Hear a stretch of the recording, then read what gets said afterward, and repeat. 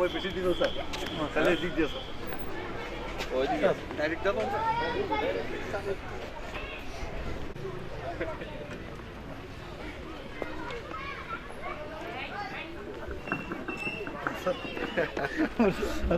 জেলা প্রশাসক এই জেলার মানুষের প্রিয় অভিভাবক জনাব মীর খায়রুল আলম আমাদের মাঝে এসে উপস্থিত হয়েছেন।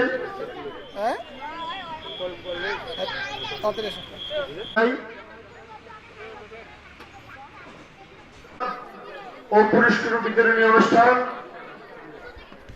অনুমতি নিয়ে আমরা একটি ছোট্ট নাটিকা দিয়ে আজকের অনুষ্ঠান শুরু করতে চাই।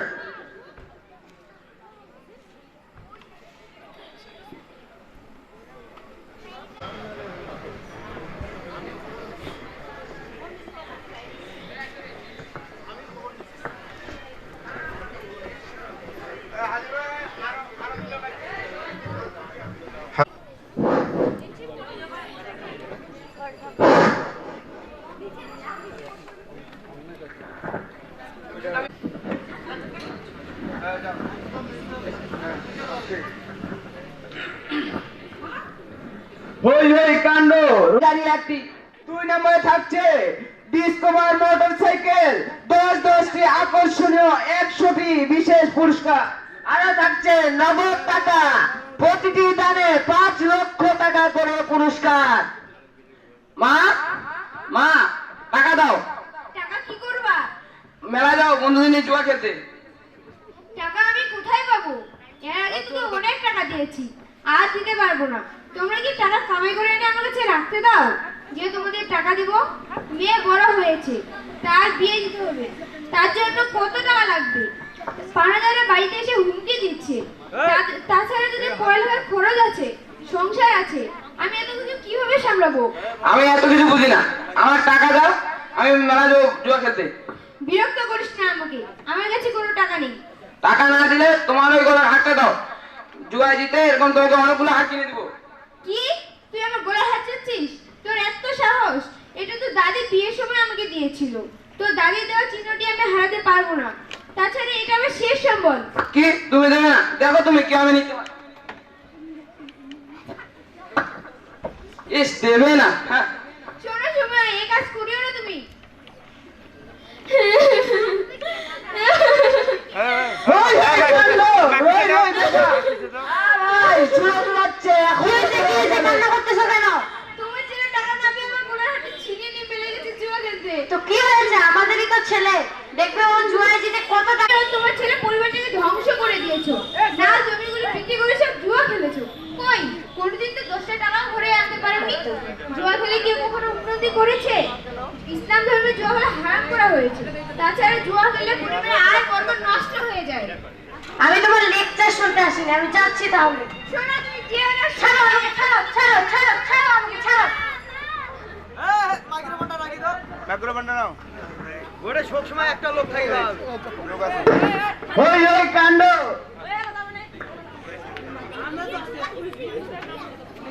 আমার প্রিয় যুবক ভাইরা, তোমাদের জন্য আজ রাত 12টা থেকে বিমান বাজারে এক বিরাট আকর্ষণীয় জুয়া অনুষ্ঠিত হবে।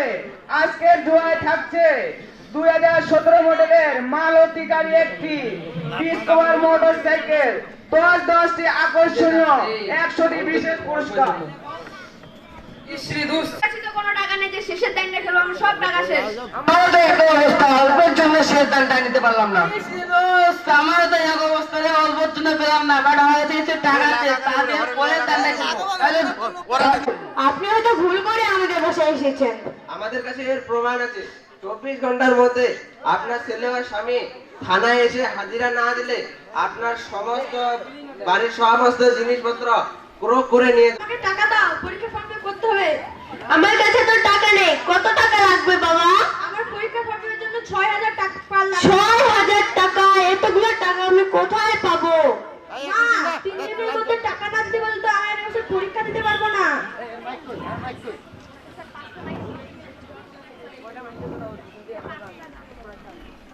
ও মা, আমারও তো 6 মাসের বেতন বাকি। স্যার বলেছেন এই মাসে যাব বলে হালিম বার্ষিক পরীক্ষা দিতে পারবো এ না। হালিম চাহিদা আমি কিভাবে মেটাবো? একদিকে সংসারের অন্যান্য খরচ, আমার পুরনো ওষুধটা আবার বেড়ে গেছে, অনেক টাকার ওষুধ লাগবে। আমি এখন কি করি? আমি আর ভাবতে পারছি না। আমার সোনার সংসারটা তোর বাবা জুয়া খেলে তছনছ করে দিয়েছে। হে আল্লাহ, এখন আমি কি করব? হে আল্লাহ, এখন আমি কি করব? ইস, নাজিবার মা, বাবা বাবা তোমার কি হয়েছে? কি হয়েছে? কি হয়েছে তোমার? কি হয়েছে? এমন করছো কেন? নাজমা, তাড়াতাড়ি পানি নিয়ে রাখিবুল বাতাস কর। কি হয়েছে তোমার? কি হয়েছে? জুয়ায় আমার সব টাকা শেষ হয়ে গেছে, আমি এখন নিঃস্ব, আমার আর কোনো কিছুই থাকলো না। আজকে 10 লাখ টাকা হেরে এসেছি, বাড়িটা পর্যন্ত বন্ধক দিয়ে দিয়েছে। আজকে তুমি আমি, বাড়িটা বন্ধক দিয়েছো? আমাদের এখন কি হবে? এখন আমরা কি কোথায় থাকবো? কি করলা তুমি এটা? আমরা সবাই এখন পথে বসে গেছি, আমাদের এখন কি হবে? নাজমা, তাড়াতাড়ি তো ডাক্তারবাবুকে টেলিফোন কর, টেলিফোন কর তাড়াতাড়ি। হ্যালো হ্যালো ডাক্তার কাকু, আমাদের বাসায় আসেন, বাবার জন্য কি হয়েছে তাড়াতাড়ি আসেন। ডাক্তার কাকু, ডাক্তার কাকু, দেখেন তো কি হয়েছে ওনার, দেখেন তো কি হয়েছে তোমার? কি হয়েছে? কি হয়েছে তোমার? এমন করছো কেন? কি হয়েছে? এই দুটো জেক বের করে দাও, যে দুই তিনটা গিটারিস্ট সহ।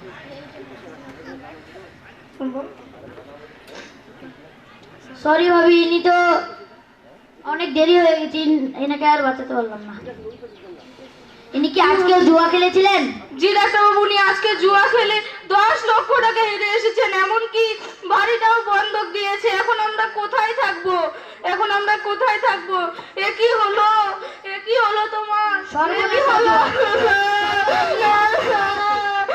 কি হলো? তুমি এ কি হলো তোমার? এ কি হলো? এখন আমরা কোথায় থাকবো? এখন আমরা কোথায় থাকবো?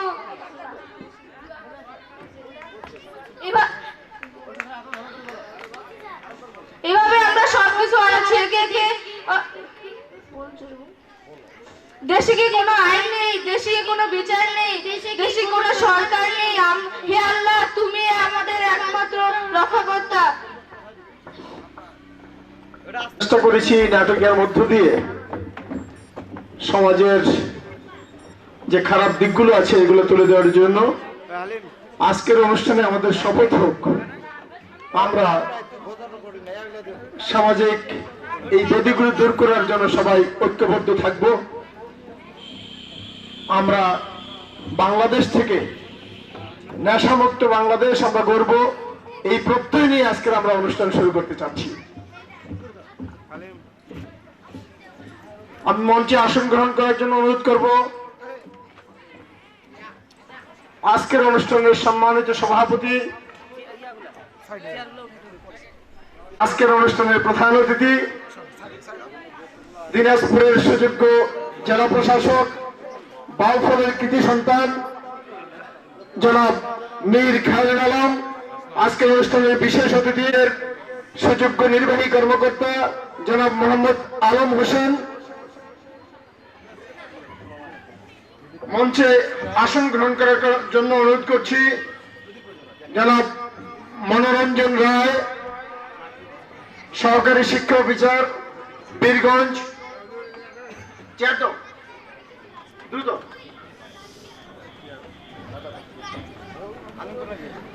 আজকের অনুষ্ঠানের বিশেষ অতিথি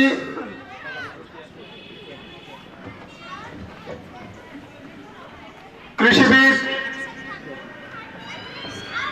বীর মুক্তিযোদ্ধা জনাব মোহাম্মদ আব্দুল খালেক, সহসভাপতি উপজেলা দুদক প্রতিরোধ কমিটি। আজকের অনুষ্ঠানের বিশেষ অতিথি জনাব হাফিজুর রহমান চৌধুরী পান্না বাদশাহ, সাবেক চেয়ারম্যান 11 নম্বর মরিচা ইউপি।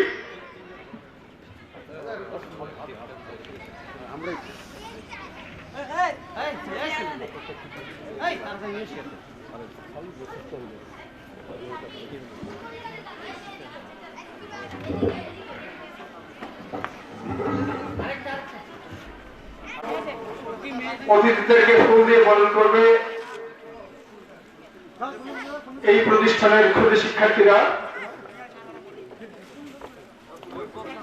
মাননীয় প্রধান অতিথিকে ফুল দিয়ে বরণ করছে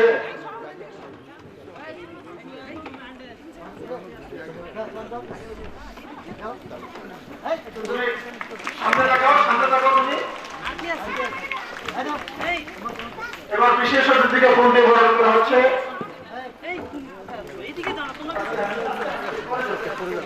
পরে যাও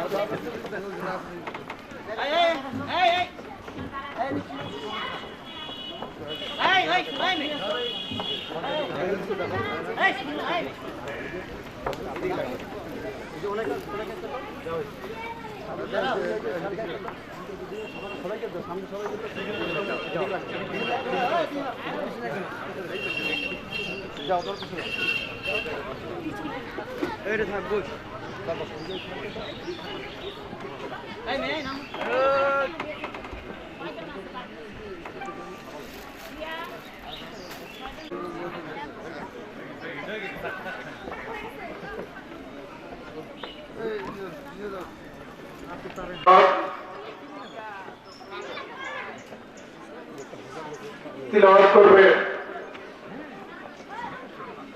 কুররাতুল আইন শুকরিয়া, class 2।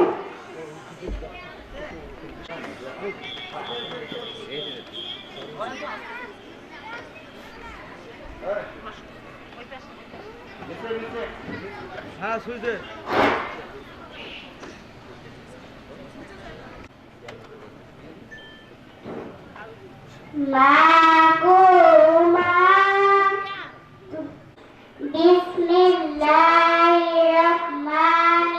Bismillahirrahmanirrahim.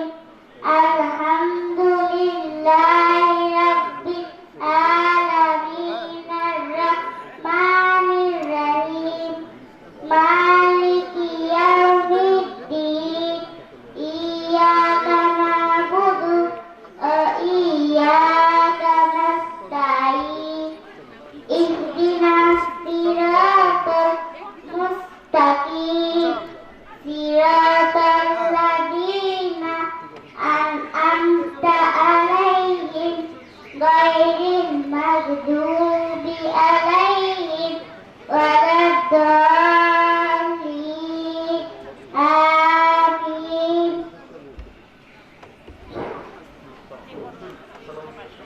Assalamualaikum warahmatullahi wabarakatuh.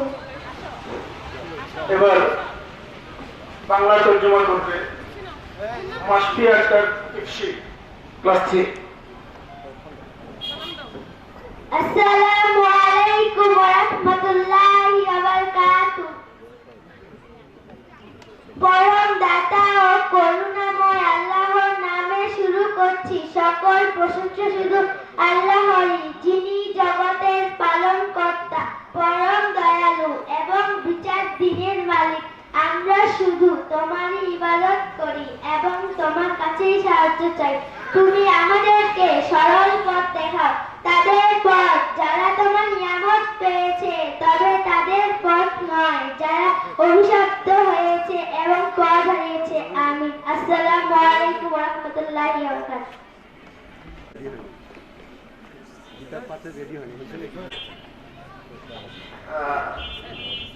আমাদের এই স্কুলের ক্ষুদে ছাত্র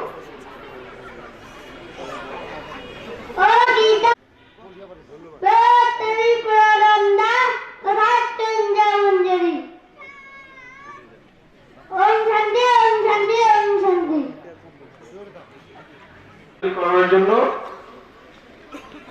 এবারে স্বাগত বক্তব্য নিয়ে আসছেন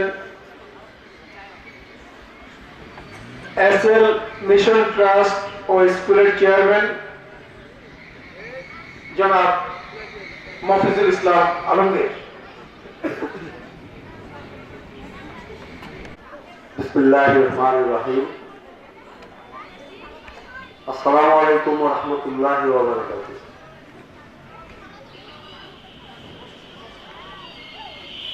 এই শীতের সকালে আমাদের ক্ষুদে পণ্ডিতদের বার্ষিক পরীক্ষার ফলাফল, পিএইচসি পরীক্ষার জিপিএ 5 ও বৃত্তিপ্রাপ্ত শিক্ষার্থীদের জন্য সম্বর্ধনা এবং পুরস্কার বিতরণ অনুষ্ঠানে সম্মানিত প্রধান অতিথি মাননীয় জেলা প্রশাসক দিনাজপুর জনাব মীর খায়রুল আলম, সম্মানিত সভাপতি জনাব বদিউজ্জামান পান্না, চেয়ারম্যান 8 নম্বর ভোগনগর ইউনিয়ন, সম্মানিত বিশেষ অতিথি জনাব মোহাম্মদ আলম হোসেন, উপজেলা নির্বাহী অফিসার, বিশেষ অতিথি কৃষিবিদ, বীর মুক্তিযোদ্ধা, রাষ্ট্রপতি পদকপ্রাপ্ত কৃষিবিদ এবং দুদকের উপজেলা সহসভাপতি, দুদক প্রতিরোধ কমিটির উপজেলা সহসভাপতি জনাব আব্দুল খালেক, বিসিএস ক্যাডারের 27তম কর্মকর্তা জনাব শাহাদাত হোসেন, মঞ্চে উপবিষ্ট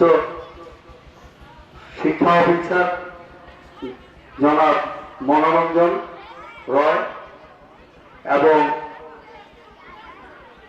আমাদের পাশের ইউনিয়নের চেয়ারম্যান আমার শেখ ভাই বাদশাহ এবং অন্যান্য অতিথিদের, আপনারা যারা সামনে আছেন, আমার প্রিয় ক্ষুদে পণ্ডিতরা, আমার মনের, আমার দিলের, আমার অন্তরের সাথীরা, যাদের অনুপ্রেরণায় আমি প্রায় 64 বছর বয়সেও ওদের সাথে যখন মিশি আমি ওদের মতো হয়ে যেতে পারি এবং হয়েও যাই। আর আমার প্রাণপ্রিয় অভিভাবক এবং অন্যান্য প্রতিবেশী, আগত অতিথিবৃন্দ, আসসালামু আলাইকুম ওয়া রাহমাতুল্লাহ। আজকের অনুষ্ঠানটা বেশ কয়েক বছর পরে আমরা এরকম একটা অনুষ্ঠান করছি। আমরা 2009 সালের জুন মাসের 18 তারিখ বৃহস্পতিবার স্কুলের এখানে স্থাপিত হওয়ার প্রাককালে আমরা হাজী মোহাম্মদ দানেশ বিজ্ঞান ও প্রযুক্তি বিশ্ববিদ্যালয়ের মাননীয় vice chancellor professor doctor Afzal Hossain সাহেবকে নিয়ে এটা ফাউন্ডেশন দেওয়া হয়। ঠিক 2 বছর পরে 2011 সালের যারা বার্ষিক পরীক্ষা এবং পিএসসি পরীক্ষায় অংশগ্রহণ করেছিল তাদেরকে ফলাফল ঘোষণার সময় ওনাকে আবার আনা হয়েছে, দাওয়াত করেছিলাম, উনি আবারও এসেছিলেন। প্রথম দিন আমাদের ছিল মাত্র 20-25 জন অভিভাবক এবং শিক্ষার্থী। বক্তব্য সংক্ষিপ্ত করতে বাধ্য হচ্ছি। আমি আবার আপনাদের সাথে আমার অভিভাবকদের সাথে কথা বলবো। ডিজি মহোদয়, ওনার সচিব সাহেব এসেছেন ঢাকা থেকে, আরেকটা প্রোগ্রাম আছে, ওনার কথা ছিল আমাদের এখানে অনেক সময় দেবেন, কিন্তু ওই প্রোগ্রামটা হঠাৎ করে এসে যাওয়ায় ওনাকে যেতে হচ্ছে। তা আমরা ওনাকে কিছুক্ষণ কথা বলতে দিব এবং উনি আমাদেরকে পুরস্কার বিতরণের শুরু করে উনি যাবেন এবং পরবর্তীতে ইউনো মহোদয় আছেন, উনি ওনার হাতে আমরা সবকিছু নেব এবং কথা বলবো। আপনাদেরকে আপাতত ধন্যবাদ।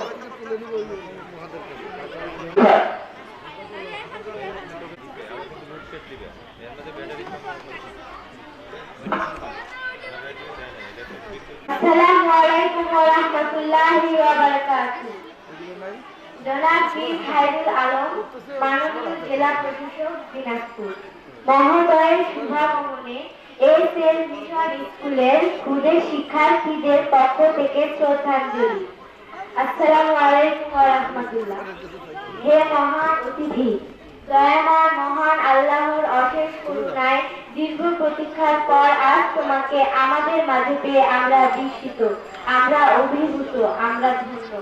বাংলাদেশের দক্ষিণের জেলা পটুয়াখালীর বাউফলের মীর বাড়ির এক মমতাময়ী মায়ের অসাধারণ সন্তান তুমি।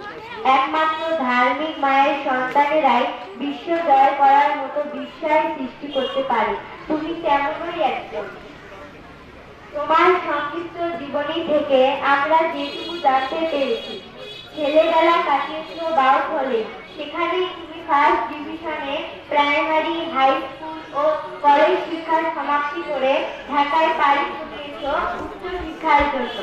1921 সালে স্থাপিত প্রাচ্যের অক্সফোর্ড নামে খ্যাত ঢাকা বিশ্ববিদ্যালয় থেকে সমাজ বিজ্ঞানে কৃতিত্বের সাথে মাস্টার্স ডিগ্রি সম্পন্ন করে 1995 সালের নভেম্বরে 15তম বিসিএস প্রশাসন ক্যাডারে যোগ দিয়েছ। শুরু হয় তোমার দেশ ঘোরার যুদ্ধ। প্রচলিত শিক্ষাতেই তুমি থেমে থাকোনি। প্রশাসনিক কর্মদক্ষতা বৃদ্ধির জন্য তুমি নিরন্তর চেষ্টা চালিয়ে গিয়েছো। একজন মানুষকে রাষ্ট্রের মূল চালিকা শক্তিকে টিকিয়ে রাখতে ও শক্তিশালী করতে সাহসিকতার সাথে নিজেকে দক্ষ ও জ্ঞান নামক অমোঘ নিয়ামক আহরণ করা জরুরি। তুমি তাই করেছো। হে মহান বিদ্যা, তুমি দেশের অভ্যন্তরে রাজস্ব বিভাগের মৌলিক প্রশিক্ষণ, ভূমি জমি ও বন্দোবস্ত প্রশিক্ষণ, পরিকল্পনা ও প্রকল্প ব্যবস্থাপনা, কোর্স প্রশিক্ষণের মতো গুরুত্বপূর্ণ বিষয়সমূহ আত্মস্থ করেছ। তাছাড়া তুমি ভারতের certificate course in English fluency এবং national centre for good governance এর উপর বিশেষ প্রশিক্ষণ নিয়েছ। যুক্তরাজ্যের গ্রিনউইচ বিশ্ববিদ্যালয়ে আন্তর্জাতিক মানব সম্পদ ব্যবস্থাপনা প্রোগ্রামে প্রশিক্ষণ নিয়েছ। এই সবই নিজেকে দক্ষ হিসেবে তৈরি করে দেশকে ভালো কিছু দিতে, সর্বোপরি বঙ্গবন্ধুর স্বপ্নের সোনার বাংলা গড়ার জন্যই করেছ। তুমি এগিয়ে যাও। আমাদের দোয়া আর মহান আল্লাহর সাহায্য তোমার সাথে থাকুক, এ কামনা করি। হে ন্যায়পরায়ণ অভিভাবক, তোমাকে প্রশাসক হিসেবে পেলেও আমরা তোমার কাছ থেকে অভিভাবক পেয়েছি বেশি। কারণ বাড়ির অভিভাবককে ভালো ম্যানেজার, শাসক, বিদ্যান ও সহনশীল হতে হয় সাহসী ও সৃজনশীল। তাহলে সে পরিবার আলোকিত হবেই। তুমি তেমনই একজন অভিভাবক। দিনাজপুরে এসে মানুষের সমৃদ্ধি ও শান্তি নিশ্চিত করতে সমাজের নানা অপকর্মের পাশাপাশি মেলার নামে জুয়া বন্ধে যে দায়িত্ব তুমি পালন করেছ তা আমরা জেলাবাসী জানি। তুমি সময় মতো হার না ধরলে এতদিনে হয়তো আরো কত তরুণ যুবক যে তাদের সোনার সংসারকে তছনছ করে দিত, কত নারী সিঁদুর মুছে যেত, কত মায়ের কোল যে খালি হয়ে যেত, কত সন্তান যে তার বাবা নামক সাথীকে হারাতো, তা আর বলার অপেক্ষা রাখে না। আমরা চাই বাংলাদেশের আর কোনো জেলাতেই যেন কোনো প্রকার অপরাধমূলক কর্মকাণ্ড না ঘটে। তোমাদের অনেক সীমাবদ্ধতা রয়েছে ঠিক, তবুও কাউকে না কাউকে তো এগিয়ে আসতেই হবে। সেজন্য আমরা তোমার দিকে চেয়ে আছি। তুমি কিছু একটা করো, আমরা কথা দিচ্ছি। তুমি আজ ন্যায়ের বীজ বপন করে যাও, দেখবে আমরাও তোমার উত্তরসূরি হয়ে সে কাজ সম্পূর্ণ করবো ইনশাআল্লাহ। মহান আল্লাহ তোমার সকল ন্যায় কাজে সাহায্য করুন, এই কামনায় করি। আসসালামু আলাইকুম ওয়া রাহমাতুল্লাহি ওয়া বারাকাতুহু।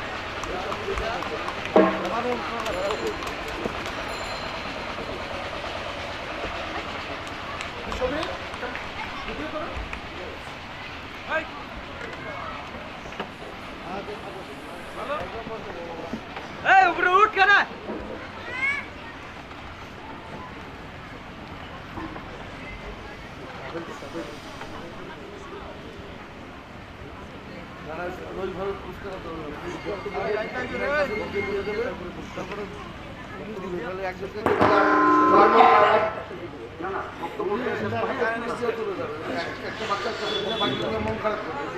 সম্মানিত সুধী, আপনারা ইতিমধ্যেই জেনেছেন মাননীয় জেলা প্রশাসক মহোদয় অনেক ব্যস্ত। ওনার ব্যস্ততার জন্য উনি অল্প কিছুক্ষণের মধ্যেই আমাদেরকে ছেড়ে চলে যাবেন। আমি অনুরোধ করব আজকের অনুষ্ঠানের প্রধান অতিথি, এই দিনাজপুরবাসীর প্রিয় অভিভাবক, পটুয়াখালীর বাউফলের কৃত সন্তান সুযোগ্য জেলা প্রশাসক জনাব মীর খায়রুল আলমকে ওনার মূল্যবান বক্তব্য রাখার জন্য।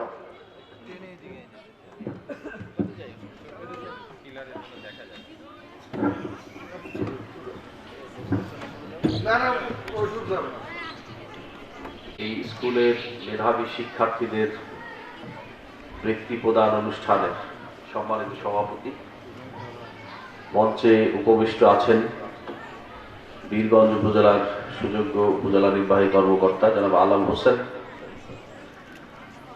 এই বিদ্যালয়ের পরিচালনা পর্ষদের যিনি অন্যতম পুরোধা জনাব আলমগীর সাহেব, উপস্থিত আছেন উপজেলা দুর্নীতি প্রতিরোধ কমিটির সম্মানিত সহসভাপতি বীর মুক্তিযোদ্ধা এবং রাষ্ট্রপতির পদকপ্রাপ্ত কৃষিবিদ জনাব আব্দুল খালেক, অন্যান্য উপস্থিত সুধীমণ্ডলী যারা মঞ্চে উপবিষ্ট আছেন, চেয়ারম্যান সাহেব আছেন, আমন্ত্রিত অতিথিবর্গ, বিদ্যালয়ের ব্যবস্থাপনা কমিটির সম্মানিত সদস্যবর্গ, শিক্ষক অভিভাবকবৃন্দ, শিক্ষার্থী, সাংবাদিক ভাইয়েরা, এলাকার সুধীমণ্ডলী, সকলকে শ্রেণীবদ্ধ সালাম এবং শুভেচ্ছা জানাচ্ছি। আমি প্রথমেই ক্ষমা চেয়ে নিচ্ছি, আসলে অন্য একটি প্রোগ্রাম থাকায় আমাকে অনুষ্ঠানের যে নান্দনিকতা সেটা অনেকটা নষ্ট করেই চলে যেতে হচ্ছে। আমি শুরুতে আপনাদের শুভ কামনা করি, মহান সৃষ্টিকর্তার কাছে শুকরিয়া আদায় করি এই প্রত্যন্ত অঞ্চলের এ ধরনের একটি বিদ্যাপীঠের চমৎকার একটি অনুষ্ঠান এখানে উপস্থিত হয়ে আপনাদের উদ্দেশ্যে দু কথা বলতে পেরেছি। আসলে শিক্ষা প্রতিষ্ঠান আপনারা জানেন যে মানুষ তৈরি করার স্থান। মানুষ প্রাণী জগতের একজন সদস্য। পৃথিবীতে অনেক প্রাণী আছে, একটা পিঁপড়াও প্রাণী, আবার এককোষী অ্যানিমা সেটা একটি প্রাণী, বাঘ ভালুকও প্রাণী। এই প্রাণী জগতের একজন সদস্য হচ্ছে মানুষ। কিন্তু মানুষ কিন্তু প্রাণী জগতের সাধারণ সদস্য নয়, সর্বশ্রেষ্ঠ সদস্য, যে জন্য তাকে বলা হয় আশরাফুল মাখলুকাত বা সৃষ্টি সর্বশ্রেষ্ঠ। এই শ্রেষ্ঠত্বের গুণাবলী অর্জন করার যোগ্যতা বায়োলজিক্যাল, জৈবিকভাবে, সাংস্কৃতিকভাবে মানুষের মধ্যে বিদ্যমান রয়েছে। সে কারণেই কিন্তু মানুষ আশরাফুল মাখলুকাত। কিন্তু আমরা দেখব সভ্যতার পরতে পরতে বিভিন্ন ঘটনা প্রবাহের মধ্যে দিয়ে যে মানুষ এমন অনেক ঘটনা করে যেটা পশুত্বকে হার মানায়। সবচেয়ে হিংস্র পশু কি? জাগুয়ার বা সিংহ, তাই না? বাঘ। বাঘ হয়তো একটা মানুষকে আক্রমণ করতে পারে তার ক্ষতিবৃত্তির জন্য, তার ক্ষুধা মিটে গেলে সে চলে যাবে। একটা মানুষকে তিলে তিলে হত্যা করে, আপনারা জানেন। শুধু খুন না, খুন ফিজিক্যালি করে, আবার সামাজিক ভাবেও করে। যে ছোট্ট নাটিকাটিকে এখানে উপস্থাপিত হয়েছে, আপনারা দেখুন যে একটা সংসারকে সামাজিক অপরাধ যেমন জুয়া, মাদক কিভাবে খুন করে আপনারা দেখছেন। ছোট ছোট বাচ্চারা উপস্থাপনা করেছে, তারা অভিনয় করেছে। সেখানে হয়তো একটু ত্রুটি বিচ্ছুটি ছিল, কিন্তু মেসেজটি কিন্তু আমরা পেয়েছি যে সংবাদ যে সারমর্ম সেটা আমরা অনুধাবন করেছি। কাজেই মানুষ কিন্তু মানুষের সংসারকে হত্যা করে, সমাজকে হত্যা করে, আবার ফিজিক্যালি মানুষকে হত্যা করে। কারণ মানুষের মধ্যে এই পশুত্বের ফোর্সটাও আছে, আবার মনুষ্যত্বের ফোর্সটাও আছে। এই পশুত্বকে নিবারণ করে মনুষ্যত্বকে উজ্জীবিত করার স্থানটি হচ্ছে বিদ্যালয়, শিক্ষা প্রতিষ্ঠান। এটা হচ্ছে মূল দার্শনিক বিষয়। আপনি বাংলা পড়েন, ইংরেজি পড়েন, নীতি পড়েন, ধর্ম চর্চা করেন, সংস্কৃতি, সঙ্গীত পরিবেশনা, কেমন স্কুলে যে অ্যাসেম্বলি হয়, সব কিছুর মূলে হচ্ছে এই মানুষের, ছোট ছোট বাচ্চাদের মনুষ্যত্বকে দীর্ঘমেয়াদে উজ্জীবিত করা। এই মনুষ্যত্ব কিন্তু উজ্জীবনের জায়গা, পরিবারও একটি। কাজে এই যে মানুষের মনুষ্যত্বকে যত প্রস্ফুটিত করা যাবে, এই মানুষের প্রস্ফুটিত মনুষ্যত্ব কিউমিলেটেড হয়ে সমাজে একটা চমৎকার শান্তির আবহ সৃষ্টি করবে। আমরা সেটা সকলে চাই না? আপনারা জানেন যে বর্তমান সরকার যে অভিলক্ষ্য 2021-এর মধ্যে দিয়ে চলছে, আমাদের অর্থনৈতিক উন্নয়ন হচ্ছে। আমি গত রাত্রে কম্বল বিতরণ করেছি। কম্বল বিতরণের আসলে জায়গা নাই, ফ্র্যাঙ্কলি স্পিকিং। মানে পায় নাই এমন কোনো লোক নাই। আর দারিদ্র কিন্তু ওই স্কেলে এখন নাই। সাধারণ কম্বল এখন মানুষ নিতেও চায় না, কোয়ালিটি কম্বল চায়, তার একটু উন্নত মানের। কেমন মানুষের অবস্থার কিন্তু পরিবর্তন হয়েছে। কিন্তু সাথে সাথে এই যে নৈতিক অধঃপতন, সামাজিকতার অবক্ষয়, নৈতিকতার অবক্ষয়, দুইটা কিন্তু বেড়েছে। আপনারা আমার সাথে নিশ্চয়ই একমত হবেন, বেড়েছে না? এটাকে কমিয়ে আনতে হবে। আদারওয়াইজ এই অভিলক্ষ্য 2021 মাননীয় প্রধানমন্ত্রী শেখ হাসিনা এটা অর্জনের জন্য যিনি অলস পরিশ্রম করছেন, তার পিছনে পিছনে আপনারা সকলে যে পরিশ্রম করছি, এই পরিশ্রম কিন্তু বৃথা হয়ে যাবে। আপনি সম্পদ অর্জন করছেন, সেই সম্পদ আপনার সন্তান প্রেম বাজারে জুয়া খেলে নষ্ট করছে। তাহলে শান্তি আসবে সংসারে? সেই সম্পদ ওই যে মায়ের কাছে জোরপূর্বক টাকা নিয়ে মাদকের ব্যবহার করছে, শান্তি কি থাকবে? মানুষ কি চায়? উন্নয়নের আসল উদ্দেশ্য শান্তিতে থাকা, স্বাচ্ছন্দ্যে থাকা, সুখে থাকা। টাকা থাকলে কিন্তু সুখ হবে না। টাকা থাকলে সাথে সাথে মানুষের অভিব্যক্তি যদি থাকে, মনুষ্যবোধ যদি থাকে, দুইটার সংমিশ্রণেই কিন্তু উন্নয়ন ঘটবে। এর নাম হচ্ছে প্রকৃত উন্নয়ন। একটা ছাড়া কিন্তু আর একটা চলবে না। আপনি ভালো মানুষ না, আপনার হাতে টাকা আছে, এটা ডেঞ্জারাস, খুব ডেঞ্জারাস। কেমন? কাজে আমি অনুরোধ করব, এই বিদ্যাপীঠ দীর্ঘদিন ধরে এই এলাকার সাধারণ মানুষের বাচ্চাদেরকে উজ্জীবিত করা, তাদেরকে মানুষ করার যে প্রচেষ্টা চালাচ্ছে, এটাকে অব্যাহত রাখতে হবে। আপনারা আমরা সকলে মিলেই সহযোগিতা করব, সকলে মিলেই এগিয়ে যেতে হবে। যারা আজকে পুরস্কৃত হতে যাচ্ছে বা রিওয়ার্ডেড হতে যাচ্ছে, ভালো রেজাল্ট করেছে, সবাইকে সেই রেজাল্ট করতে হবে। বাট এখন কিন্তু বাংলাদেশের নাগরিক হিসেবে চিন্তা করলে হবে না। এখন গ্লোবাল ভিলেজ, আপনারা জানেন, বিশ্বায়নের যুগে পৃথিবী একটা গ্রাম। আপনি যে কোনো দেশে চাকরি বাকরি গ্রহণ করার মতো যোগ্যতা আপনার থাকতে হবে। আর বাংলাদেশের এই যে 16 কোটি মানুষ, দেখেন 16 বা 17 কোটি, তাই না? 16 কোটি মানুষের চাকরি দেওয়ার মতো স্কোপ গভর্নমেন্টের আছে নাই কিন্তু। কাজে কাউকে বিদেশে যেতেই হবে। সেই বিদেশে গেলে চাকরি পাওয়ার জন্য আপনার প্রয়োজনীয় দক্ষতা, প্রয়োজনীয় লেখাপড়া কিন্তু জানতে হবে। আমি অনুরোধ করব, সেই কোয়ালিটি লেখাপড়া এই বিদ্যালয়ের মাধ্যমে যাতে বাচ্চাদেরকে দেওয়া হয়।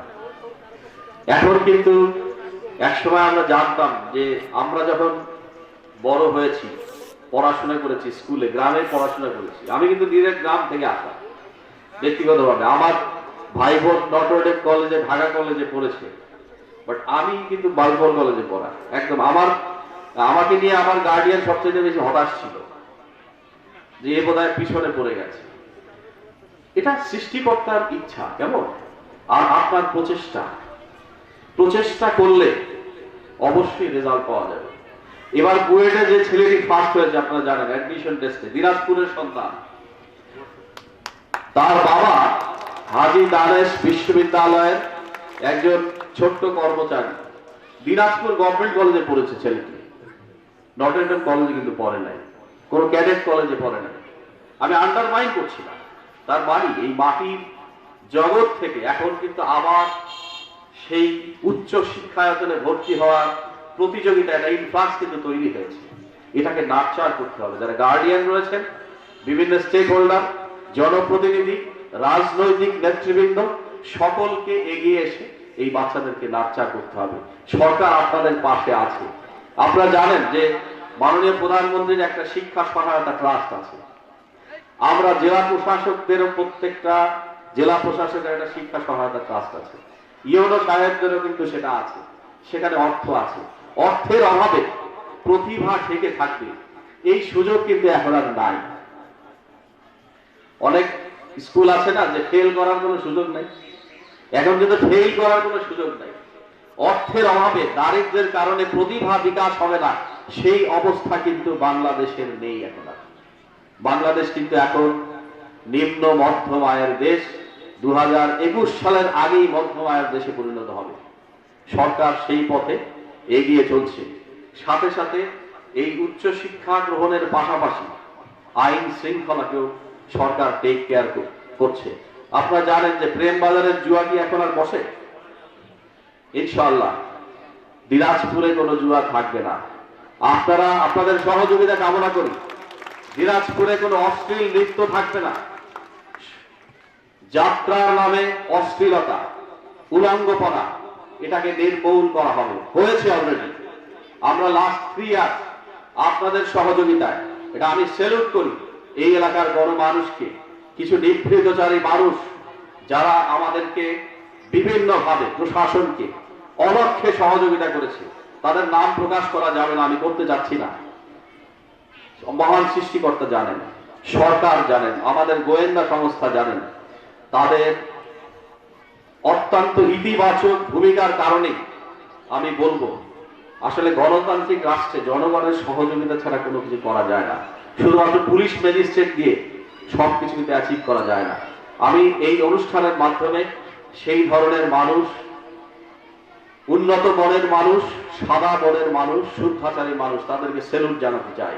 তারা এখানেই অনেকে বসে আছেন যারা এই জুয়া, হাউজি এবং অশ্লীল নৃত্যের বিরুদ্ধে আমাদেরকে প্রত্যক্ষ এবং পরোক্ষভাবে সহযোগিতা করেছেন। জেলা প্রশাসন তথা শেখ হাসিনার সরকার তাদের প্রতি অকুণ্ঠ চিত্তে কৃতজ্ঞতা প্রকাশ করছে। আমি আশা করি ভবিষ্যতে এই সহযোগিতা অব্যাহত থাকবে এবং নতুন প্রজন্মের মধ্যে এই ধরনের সাহসী তরুণ, সাহসী মুরব্বীর জন্ম নেবে, সেটা আমরা জেলা প্রশাসন তথা সরকার প্রত্যাশা করে। আমি আমার বক্তব্য বাড়াবো না। আপনারা এই প্রচন্ড শীতের মধ্যে এখানে কষ্ট করে বসে আছেন। এই বিদ্যালয় একটি মিশন স্কুল। আমি আবারও অনুরোধ করব যে পরিচালনা পর্ষদ যাতে তাদের স্বীয় লক্ষ্য অর্জনের জন্য এগিয়ে যায়। জেলা প্রশাসন আপনাদের সঙ্গে আছে। যে কোনো প্রয়োজনে, যে কোনো অ্যাসিস্ট্যান্স, জেলা উপজেলা প্রশাসন সহ জনপ্রতিনিধি যারা আছে, আপনাদের যত সমস্যা আছে এই স্কুলকে সামনে এগিয়ে নিয়ে যাওয়ার জন্য আবারও বলছি জেলা প্রশাসন তার সমস্ত শক্তি নিয়ে এটার পাশে থাকবে। আমি বাচ্চাদেরকে অনুরোধ করব, গার্ডিয়ানদেরকে, যে বাচ্চাদেরকে দয়া করে টেক কেয়ার করবেন। বাচ্চাদের সঙ্গে একসাথে বসে এক বেলা খাবেন, এক টেবিলে বসে। যাদের টেবিল নাই, মাটিতে চাটাই বিছিয়ে সেখানে একটা ইন্টারাকশন হবে। বাচ্চাদের সঙ্গে মায়েরা বাবারা খেলতে হবে। এই সংস্কৃতি কিন্তু এখন ধীরে ধীরে ডিমিনিশ করছে। ওই যে একটা রেফারেন্স আমি দেই, ফেসবুকে দেখেছিলাম একটা ছোট্ট বাচ্চা, তাকে লিখতে বলা হয়েছে যে তোমার প্রিয় শখ কি, মানে হবি কি। সে লিখেছে যে আমার শখ হচ্ছে আমি একটা স্মার্টফোন হতে চাই। আমি স্মার্টফোন হতে চাই, আমার শখ। কেন? যে স্মার্টফোন হতে চাই কারণ আমি আমার মাকে চাই, মাকে পাই না। মাকে বলি আমার সাথে খেলো, মা স্মার্টফোনে গেম খেলে। কেমন? মাকে বলি আমাকে পড়াও, মা আমাকে পড়ায় না, সে স্মার্টফোনে ফেসবুকে চ্যাটিং করে। কাজে বাকি যখন আমি পাচ্ছি না, আমি স্মার্টফোন হতে চাই। দুঃখটা দেখছেন না ছোট্ট বাচ্চা। কাজেই এই স্মার্টফোন আপনারা টেকনোলজি হিসাবে ব্যবহার করবেন। এটা একটি যোগাযোগের মাধ্যম, ইনফরমেশনের মাধ্যম। এর বাইরে আপনার সময় কাটানোর মাধ্যম কিন্তু এটা না। বাচ্চাদেরকে বঞ্চিত রেখে বাবা মা প্লিজ এটার মধ্যে থাকবেন না। It's a technology. কেমন? আপনার জীবন আমার জীবনকে গতি দান করেছে মাত্র এটা। এটা যদি আপনার আমার জীবনকে কিনে নেয়, পারচেস করে, সেটা কিন্তু আখেরে ভালো হবে না।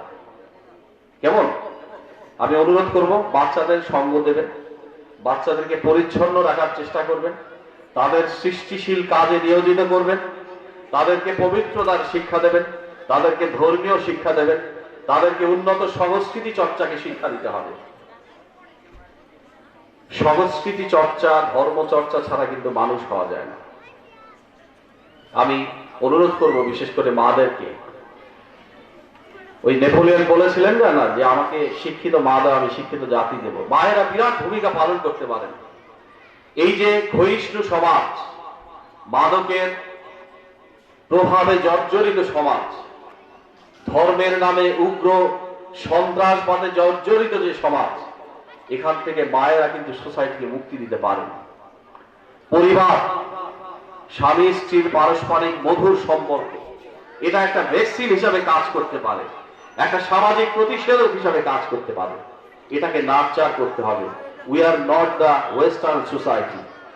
আমরা পাশ্চাত্য সমাজ না।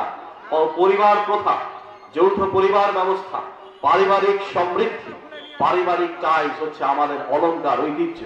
এটা নিয়ে পাশ্চাত্য কিন্তু গর্ব করে। এটাকে নষ্ট করা যাবে না। উন্নয়নের নামে কিন্তু এটা নষ্ট করা যাবে না। এটাকে যদি নষ্ট করেন, আপনার অর্থ কিন্তু আপনার জন্য এনজয়েবল হবে না, সেটা কিন্তু কষ্টের কারণ হবে। আমি আশা করব যে মায়েরা বাবারা মিলে সুন্দর পরিবার ব্যবস্থা গঠন করবে। সেই পরিবারের মধ্যে যে শিশু বড় হবে, সেই শিশু বিদ্যালয়ে এসে কিন্তু ভালো শিক্ষার্থী হতে পারবে, এবং শিক্ষার্থী হয়ে সারা পৃথিবীর জন্য সে ওয়ার্ডি একজন নাগরিক হতে পারবে। আশা করি যে আপনারা আমরা সকলে মিলে শিশুর জন্য, আজকের যারা শিশু তাদের জন্য সেই সুন্দর পরিবেশ তৈরি করব। কবি সুকান্ত যেমন বলেছিল যে এই শিশুর জন্য বাসযোগ্য করে যাব আমি, বলেছিলেন না, যতক্ষণ দেহে আছে প্রাণ দু হাতে সরাবো জঞ্জাল। সমাজের এই পঙ্কিলতা থেকে হতাশ হলে চলবে না। কিন্তু এখানে সবাই আমরা ধর্ম মানি, তাই না? নাস্তিক কেউ আছে না যে ধর্ম বিশ্বাস করি না? যে ইমানদার, তার কিন্তু হতাশার কিছু নাই। ইমানদার হতাশ হতে পারে? তাহলে ইমানের মধ্যে দুর্বলতা আছে। কাজে আজকের পঙ্কিলতা আছে, কাজ করলে সম্মিলিত ভাবে ধীরে ধীরে উড়ে যাবে। রসুল করিম সাল্লাল্লাহু আলাইহি ওয়াসাল্লাম কিন্তু আইয়ামে জাহিলিয়ার যুগে জন্ম নিয়েছিলেন, তাই না? সেই আইয়ামের জাহিলিয়ার সোসাইটিকে সংস্কার করে একটি চমৎকার আলোকিত সমাজ তিনি প্রতিষ্ঠিত করেছিলেন। এই পঙ্কিলতাকে অপসারণ করে আপনি যদি দীপ্তি দিতে পারেন, সেটাই আপনার আমার জন্য কৃতিত্ব। কাজে পঙ্কিলতাকে নিয়ে হতাশ হওয়া যাবে না। সম্মিলিত ভাবে শুদ্ধাচারের কাজ করলে একসময় পঙ্কিলতা চলে যাবে। যাই হোক, আমার বক্তব্য বাড়াবো না, আমাদের ওদিক থেকে ফোন করছে আর কি বারবার। আমি আপনাদের কাছে বিদায় চাইছি এবং এই স্কুলের সার্বিক সাফল্য কামনা করছি। যারা ভালো ফলাফল করেছে তারা একসময় পড়াশোনার উচ্চ শিখরে গিয়ে এই দেশকে নেতৃত্ব দেবে। এই দেশের স্বাধীনতার জন্য 30 লক্ষ মানুষ শহীদ হয়েছিল। পৃথিবীর কোন দেশের জন্য আছে আমি জানি না। কাজে এই দেশের স্বাধীনতা, সার্বভৌমত্ব, এই দেশের উন্নয়ন, এই দেশের সমাজ ব্যবস্থার প্রতি ডেট্রিমেন্টাল কোনো কিছু যদি চলতে থাকে, আমাদের প্রত্যেকের দায়িত্ব হচ্ছে সেটাকে প্রতিরোধ করা। আজকের শিশুরা ভবিষ্যতে বড় হয়ে সেই লক্ষ্যে কাজ করবে। আমরা যারা মুরব্বী আছি তাদেরকে সেই লক্ষ্যে কাজ করার জন্য প্রস্তুতি গ্রহণের সুযোগ আমরা দেব সার্বিকভাবে। এই কমিটমেন্ট হোক আজকের এই অনুষ্ঠানের, এই প্রত্যাশা ব্যক্ত করে আমি এই বিদ্যালয়ের সার্বিক সাফল্য কামনা করে, এই এলাকার গণমানুষের উন্নয়ন কামনা করে আপনারা সকলে ভালো থাকবেন, সুস্থ থাকবেন, সুন্দর থাকবেন। আবারও বলছি, জেলা প্রশাসন তথা সরকার আপনাদের পাশে আছে। মুক্তিযুদ্ধ করে যে দেশ স্বাধীন হয়েছে সে দেশ কোনোদিন পিছনে থাকবে না ইনশাল্লাহ। আমরা সম্মিলিত ভাবে এগিয়ে যাব। আপনাদের সকলের সহযোগিতা কামনা করে, আবার আপনাদের মঙ্গল কামনা করে, এবং আমাকে ইনভাইট করে এখানে দু কথা বলার সুযোগ দেওয়ার জন্য আমি কর্তৃপক্ষকে বিশেষভাবে কৃতজ্ঞতা জানিয়ে আমার বক্তব্য শেষ করছি। আসসালামু আলাইকুম ওয়া রাহমাতুল্লাহ। যে কওমি মাদ্রাসা, আলিয়া মাদ্রাসা এবং কনভেনশনাল যে সিস্টেম লেখাপড়া, প্রচলিত শিক্ষা, আমি দুইটা শিক্ষাকে এক করতে চাওয়ার জন্য একটা চেষ্টা চালিয়ে যাচ্ছি। সেই জন্য স্যার একটা মসজিদ তৈরি করেছি, এটা 6-7 তলার ফাউন্ডেশন, এটার উপরে মাদ্রাসা হবে। আমার ইচ্ছা যে বাংলাদেশে কওমি মাদ্রাসার যে হুজুররা লেখাপড়া করেন, হাফেজ হন বা দাওরা হাদিস পড়েন, তাদের মসজিদ মাদ্রাসার বাইরে কোনো চাকরি নেই। আমি চাই এখানে ইন্টারমিডিয়েট পর্যন্ত আমি চালু করব এবং হুজুররা যাতে এখানে ইন্টারমিডিয়েট পর্যন্ত পড়তে পারেন। যদি ওনারা মাদ্রাসায় পড়েন তাহলে আমি বিনা বেতনে ওনাদেরকে কলেজ পর্যন্ত পড়াবো। আর যারা স্কুল কলেজে পড়ছে তাদেরকে বাধ্যতামূলক আমি নুরানি মক্তব পড়াচ্ছি। তাদের মধ্যে যদি কেউ হাফেজ হতে চায়, দাওরা হাদিস হতে চায়, সে সুযোগও দিব, সেটাও আমি ফ্রি করে দিয়েছি। অতএব দুইটা শিক্ষাকে আমি ব্লেন্ড করে আমি একটা সার্টিফিকেটে নিয়ে আসতে চাই, যেন এই হুজুরও ক্যাডারের চাকরি, ডাক্তার, ইঞ্জিনিয়ার হতে পারে। এটা আমার একটা স্বপ্ন, বাস্তবায়নের জন্য আল্লাহর কাছে আমি চাই আপনারা আমাদের জন্য দোয়া করবেন। স্যারের ইনফরমেশনটা আরেকটু বলি, আমার লোক সামলাতে পারছি না। 2009 সালে জুন মাসে প্রতিষ্ঠা করেছি 40 জন ছাত্র নিয়ে। তো সেখানে আমার 11 সালে 6 জন পরীক্ষা দিয়েছে পেয়েছি, 2 জন জিপিএ 5 পেয়েছে।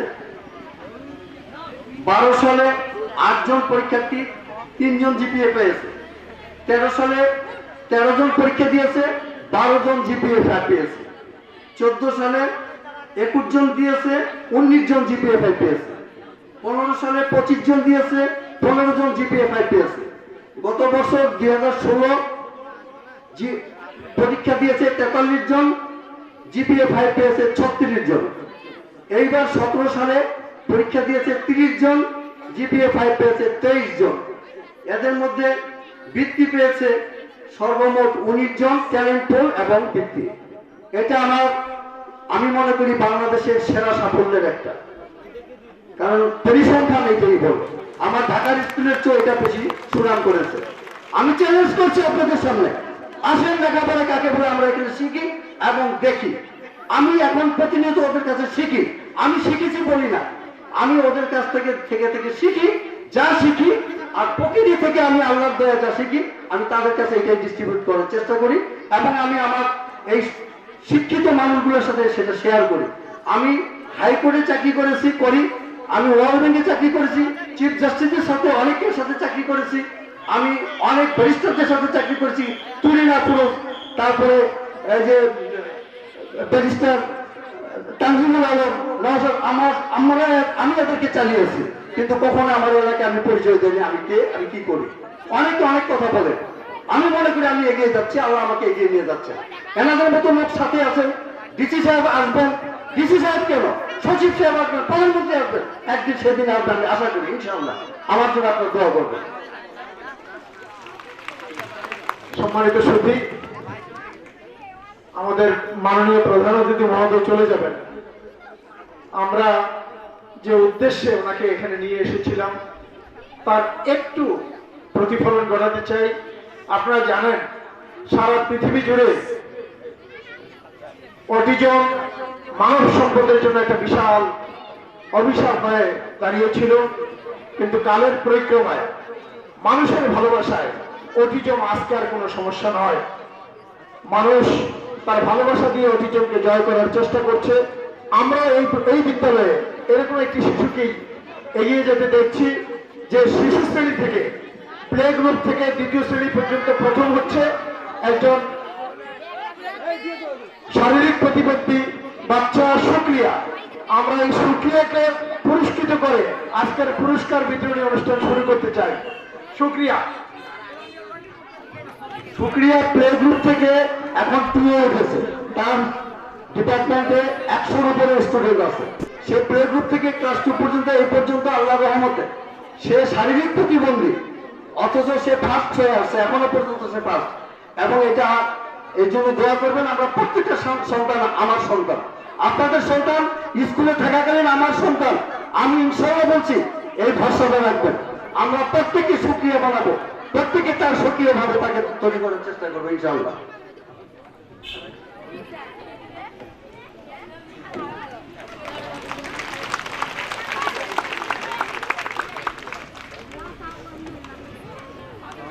ভাইয়া সাইড করে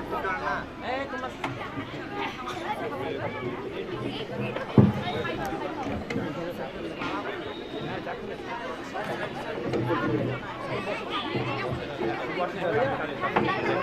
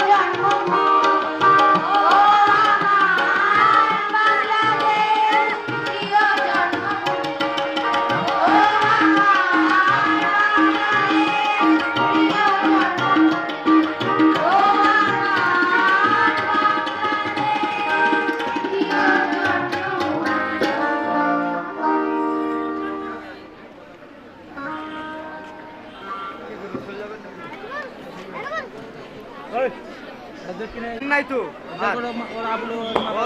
ফোন করতে করতে মাথা খারাপ করতেছে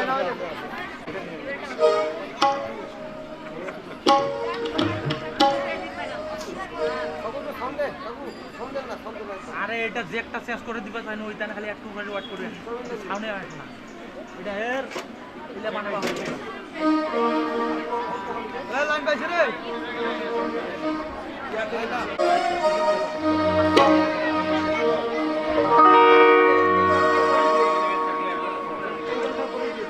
স্টেশনে রেলগাড়িটা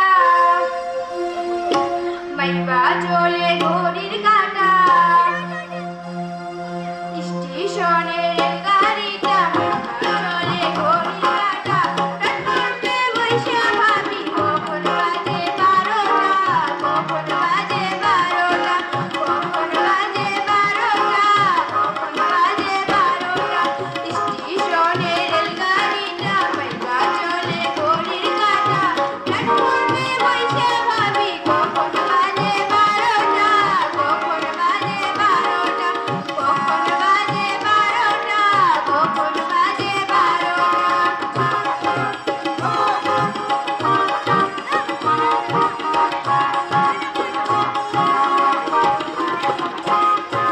যখন ছাড়ে থামে না রে ভারী জংশন ঘরে না রে যখন ছাড়ে থামে না রে ভারী জংশন ঘরে না রে জরিমানা হইয়া যাইব যদি জানো জেন্ডা যদি জানো জেন্ডা যদি জানো জেন্ডা যদি জানো জেন্ডা স্টেশনে রেলগাড়িটা মাইপা চলে ঘড়ির কাঁটা প্ল্যাটফর্মে বইসা ভাবি কখন বাজে 12টা কখন বাজে 12টা কখন বাজে 12টা কখন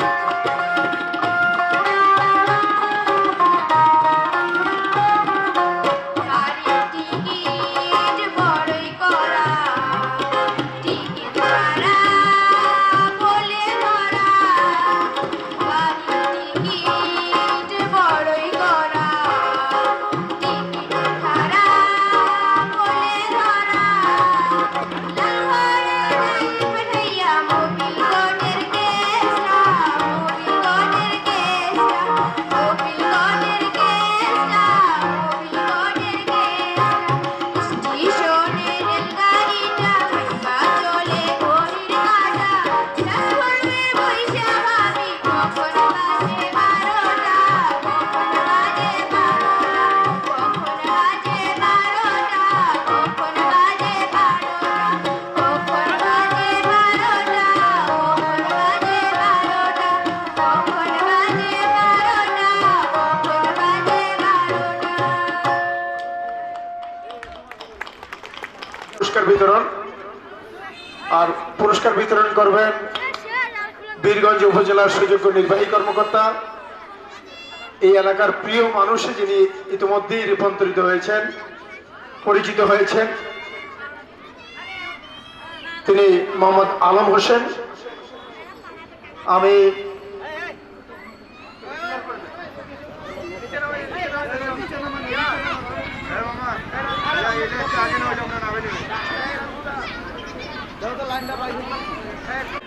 বক্তব্য রাখার জন্য আহ্বান করব আমাদের এসএল মিশন স্কুলের প্রাক্তন ছাত্র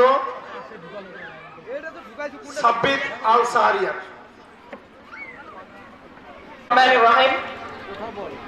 আসসালামু আলাইকুম ওয়া রাহমাতুল্লাহি ওয়া বারাকাতুহু। কবিতাঘাট এসএল মিশন স্কুল কর্তৃক আয়োজিত আজকের অনুষ্ঠানের প্রধান অতিথি এবং বিশেষ অতিথিবৃন্দ সবাইকে আমার আন্তরিক শ্রদ্ধা এবং অভিনন্দন। আমি এই বিদ্যালয়ের একজন প্রাক্তন ছাত্র। 2014 সালে আমি পিএসসি পরীক্ষা দিয়ে স্কুল থেকে বের হই। শুরুতেই আমি অত্র স্কুল সম্পর্কে কিছু কথা বলতে চাই। আপনারা জানেন যে দীর্ঘদিন থেকে এই স্কুল অনেক ভালো ফলাফল করে আসছে এবং অত্যন্ত উন্নত মানের শিক্ষা এই স্কুলে দেওয়া হচ্ছে। আর এর বড় অবদানই হচ্ছে এই স্কুলের শিক্ষকবৃন্দের, যারা অক্লান্ত পরিশ্রম করে ছাত্রদের নিজের হাতে শেখান আর অত্যন্ত যোগ্যতার সাথে তারা তাদের শেখান। বিভিন্ন ধরনের শিক্ষার পাশাপাশি বিভিন্ন ধরনের অঙ্কন শেখা এবং বিভিন্ন ধরনের সাধারণ জ্ঞান ইত্যাদি শেখানো হয়। এছাড়াও পাশাপাশি বিদ্যালয়ের শিক্ষার্থীদের ছাত্রের স্বাস্থ্যের প্রতিও তারা বিশেষ যত্ন করেন। প্রতিদিন এখানে স্কুলের আগেই পিটি করানো হয় ছাত্রদের, যার মাধ্যমে শিক্ষার্থীদের শারীরিক বিকাশের শারীরিক যে মানে অনুশীলনের চাহিদা এটা এই পিটির মাধ্যমেই সম্পন্ন হয় বলে আমি মনে করি। আর ধর্মীয় চর্চার ব্যাপারে বলতে হয়, এখানে আমার মনে হয় এটি দেশের প্রথম স্কুল যেখানে মসজিদ ভিত্তিক বক্তব্য ব্যবস্থা চালু হয়েছে। আর আমি আশা করি এটা আগামী দিন পর্যন্ত অব্যাহত থাকবে এবং তারা স্কুলের পাশাপাশি বিভিন্ন ধর্মীয় জ্ঞান এটা তারা শিখতে পারছে। এবং এই বড় অবদানই হচ্ছে স্কুলের প্রতিষ্ঠাতা জনাব মোহাম্মদ আলমগীর স্যারের। আমরা দোয়া করি তার জন্য, তিনি যেন আরো ভালো উদ্যোগ নিয়ে এ ধরনের কাজ করতে পারেন। আর আমরা আল্লাহ যেন তাকে সুস্থ রাখেন এবং দীর্ঘায়ু দান করুক এবং ভবিষ্যতে এই স্কুলটি যেন আরো আধুনিক এবং উন্নত মানের শিক্ষা প্রদান করবে বলে এই আশা ব্যক্ত করে আমি আমার সংক্ষিপ্ত বক্তব্য শেষ করছি। আসসালামু আলাইকুম ওয়া রাহমাতুল্লাহি ওয়া বারাকাতুহু। জান্নাতুল ফেরদৌসকে মঞ্চে আসার জন্য অনুরোধ করব। আসসালামু আলাইকুম। আমি জান্নাতুল ফেরদৌস, বর্তমানে বীরগঞ্জ সরকারি বালিকা উচ্চ বিদ্যালয়ের নবম শ্রেণীর বিজ্ঞান শাখার একজন ছাত্রী। এখানে উপস্থিত সবাইকে ও আমাদের উক্ত অনুষ্ঠানের প্রধান অতিথিদেরকে আমার আন্তরিক শ্রদ্ধা, শুভেচ্ছা, অভিনন্দন জানিয়ে আমি আমার বক্তব্য শুরু করছি। প্রথমে আমি বিদ্যালয় সম্পর্কে কিছু বলতে চাই। আমি এই বিদ্যালয়ের একজন প্রাক্তন ছাত্রী। 2014 সালে পিএসসি পরীক্ষা দিয়ে আমি এই বিদ্যালয় প্রাঙ্গণ ছেড়েছি। আল্লাহর রহমতে আমার পরীক্ষার ফলাফলও খুব ভালো হয়েছে, যার পেছনে রয়েছে একমাত্র এই বিদ্যালয়ের শিক্ষকগণ। আমি তাদের কাছে কৃতজ্ঞতা বোধ জানাই। প্রথম থেকে শুরু করে আজ পর্যন্ত এই বিদ্যালয়ের ফলাফল খুব ভালো হয়ে আসছে, যার পেছনে শিক্ষক ও শিক্ষার্থীদের কঠোর পরিশ্রমের পাশাপাশি শিক্ষার্থীদের প্রতি শিক্ষকদের আন্তরিক ভালোবাসা রয়েছে। শুধু পাঠ্যভুক্ত জ্ঞানই আমাদের জ্ঞান অর্জনের মূল শিক্ষা নয়, তার পাশাপাশি আরও কিছু জ্ঞান আমাদের দরকার, যা এই বিদ্যালয়ের শিক্ষকগণ আমাদের খুব ভালো করে শিখিয়েছেন। আমরা শুনেছি যে এই বিদ্যালয়ে মসজিদ ও স্কুলের পাশাপাশি বিদ্যালয় যিনি প্রতিষ্ঠা করেছেন তিনি একটি কলেজ স্থাপনের দিকেও ধীরে ধীরে উদ্যোগী হচ্ছেন। এটি আমাদের জন্য তথা পুরো বীরগঞ্জবাসীর জন্য একটি গর্বের বিষয়। আমরা একদিন গর্ব করে বলতে পারবো যে আমাদের এখানে এসব হয়। বিদ্যালয়ের পাশাপাশি ধর্মীয় বিষয়কেও শিক্ষাদান করা হয়। ইনশাআল্লাহ এই বিদ্যালয়টি ধীরে ধীরে আরো উন্নতি লাভ করবে। আমি আমার এই বিদ্যালয় নিয়ে গর্ব করার আমার তার অনেক বিষয় রয়েছে, কিন্তু স্বল্প সময়ের কারণে আমি আর আমার বক্তব্য ব্যক্ত করছি না। এখানে উপস্থিত প্রধান অতিথিদের এখানে অভিভাবক ও শিক্ষার্থীদের আরো অনুপ্রাণিত করবে এই প্রত্যাশা রেখে আমি আমার বক্তব্য শেষ করছি। আসসালামু আলাইকুম। সুধী মণ্ডলী, আমরা দুইজন প্রাক্তন ছাত্রছাত্রীর কথা শুনলাম। আমাদের ইচ্ছা ছিল অভিভাবকদের মাঝ থেকে অনেকের কথা শুনবো, আমাদের বিরুদ্ধে কোনো সমালোচনা থাকলে সেগুলো শুনবো, আমাদের কোনো পরামর্শ থাকলে সেগুলো শুনবো। কিন্তু এই শীতের যে অবস্থা, কনকনে শীতে আমরা অনুষ্ঠান একটু দেরিতে শুরু করেছি। আর অতিথি মহোদয়দের ব্যস্ততার কারণে আমরা অনুষ্ঠান সূচিতে একটু পরিবর্তন এনেছি, যার জন্য আমরা অনেকের কথা শুনতে পারবো না, এক দুইজনের কথা শুনবো। আমি এই পর্যায়ে আলোচনা করার জন্য অনুরোধ জানাবো এই স্কুলের শিক্ষার্থীদের একজন অভিভাবক জনাব জাভেদ আলী।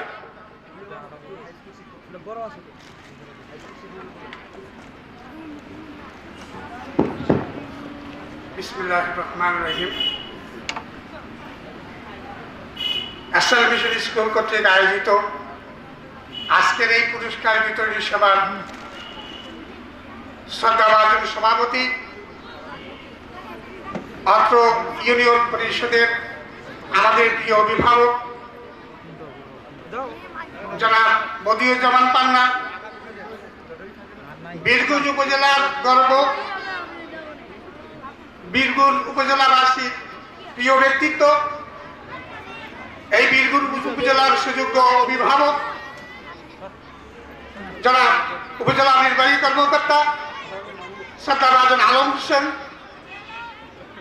উপস্থিত বিশেষ অতিথিবৃন্দ, 11 নং মরিচা ইউনিয়নের সাবেক চেয়ারম্যান মহোদয় সহ অন্যান্য সবার প্রতি আমার আন্তরিক শ্রদ্ধা ও অভিনন্দন।